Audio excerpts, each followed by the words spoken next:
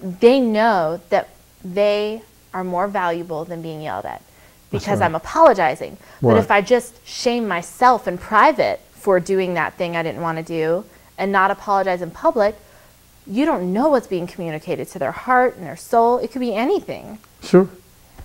Just like that. Yeah. So that's why we have to be open. We have to tell the truth. Yeah. And we have to be honest. And that brings me to this point. Can I say one thing about that truthfulness? He is absolutely accurate. This is not like an assumption. It worked for his family and it worked for our family because I had Josiah when I was 19 and I was a single mom for 3 years. And so when I got married, me and my husband, we had 2 more children and we had to have this conversation. That's fun. And we had to have the same conversation. And, we didn't know how it was going to play out, but then they were spending the night at my mom's house the other night, and my mom called me, and she was crying. She was like, I'm so proud of you and Ernie. They had the kids apparently had told her about how, mommy and daddy didn't obey God's order for things, but, they repented and God forgave them and, and they were great. And nothing was even blemished on their self-image or anything. My mom said the way that they spoke about it was just so truthful and honest. Right. And it was just wonderful. And she couldn't believe how wonderfully they talked about it. And we were just telling them what happened, then we just asked God to guide us what words to use. And it was amazing. So I'm like right there with you, talking about that whole just be honest thing. That's what it works. That's what you have to. Who would have thought? That's right. Honesty. Children My goodness. repeat honesty, and they like it. It makes them feel good, and they feel at peace. Yeah. Because they feel like, well, mommy told me or daddy told me the truth. They told me about their mistakes. Yeah. They didn't cover it up, and so now they're repeating it. It's like we get this deceived notion that if I just don't talk about it, they won't struggle with it. Well, let me tell you, the enemy is going to bring it around to them, so you might as well talk about it so they know how to handle it. That's right. That's like not talking about sex. If you don't talk about sex, they'll talk about it in school. Exactly. Or they'll text one another. Our goal as parents should be the first one to talk about all major issues Absolutely. before the world has a chance to indoctrinate them. Before something goes outside of my family, I'd like to deal with it on the inside. So yes, that's I'm right. right there with you. And then I'm able to give them a scriptural answer, a biblical answer where they'll understand, where I'm sure that the answer is right. Because it's been tested, proven, and it's sound. And you can take it to the bank, they can use it. That's one of the reasons why I am here today, talking about stepchildren. However, I also like to segue into it and talk about daughters.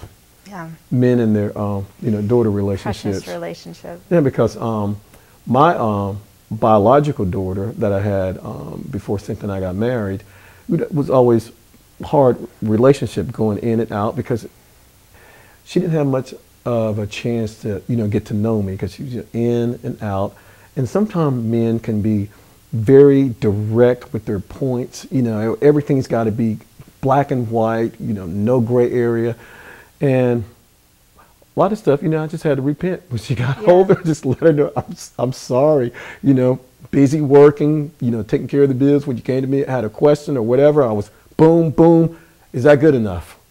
And I had to learn. No, Daddy, I was wanting to have an hour conversation about this. I didn't know that. I did not know that she didn't want me to solve the problem. She just wanted to talk about it.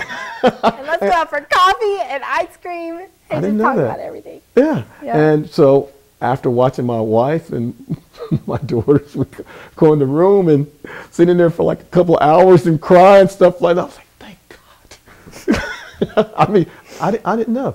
Because, and a lot of times, this is going out, to the men. I'm going to, tell you now, sometimes they just want a listening ear. It's not all about cut and dry answer. My son, I can just boom, boom, answer. That's You're for done. Girlfriends and I'm wives done. Too. Right. That's right. Good advice for that. I'm with him. I'm done. I'm giving this answer, that answer. Are you good with that? And, I usually say that. Are you good with that? Are you cool? He's like, yes, sir. We're done. Yeah. Because if you don't say yes, sir, then you're in jeopardy of experiencing the wrath of the big dog. Yeah. And so my kids, they don't answer anything but yes, sir. Yeah. When they get that manly completion statement. Right. You know, it's kind of, you kind of lost that art. Yeah. You know, of respect for elders, and Yeah. you know, I learned it, try to pass it on, and you don't see that a lot. So that was hard. Going back to that, that was hard for me to get used to talking with my daughters, and I had to learn to not only talk with my daughters, but how to talk to my wife, because sometimes it's not always, you know, cut and dry. I'm all over the place. So I'm hearing you say two major things right here. First of all, it was, I mean, you didn't even have to say this because it's just a part of what you're saying. It was a priority. Right. You wanted to be there. But not only that, you were willing to be a student of them. Right. And I think, I mean, that's what I really see is, I mean, for you dads out there that are listening, you have the desire.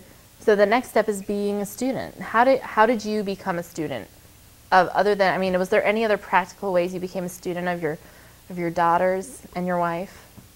Or learning the to ladies? listen, learning to listen, being open, and because my wife and I we were talking today, and sometimes my wife just wants to talk to me, and that's it. I didn't know I wasn't supposed to respond. No, I'm just joking. No, but you're really, not joking. But really, not. She just wants sometimes just for me to be a sounding board, and she just wants to talk to me maybe an hour or an hour and a half, and I need to learn to figure out how to slow myself down from running my business and sit down and let her talk. Because, you know, run a business, I'm in school full time, so I get pretty busy, but I'm always busy. That's just, I'm hyper, I always have something to do, and I'm a workaholic. Yeah. So when you're like that, when my daughters or my wife would come to me with something, I needed to give a quick answer, and I needed to see that it worked, a solution, like boom, boom, boom, you know. You got the answer. I'm done with it. Yeah. For instance, boyfriends, dad. That's something my daughters won't have either. No. Well, good luck with that. Yeah.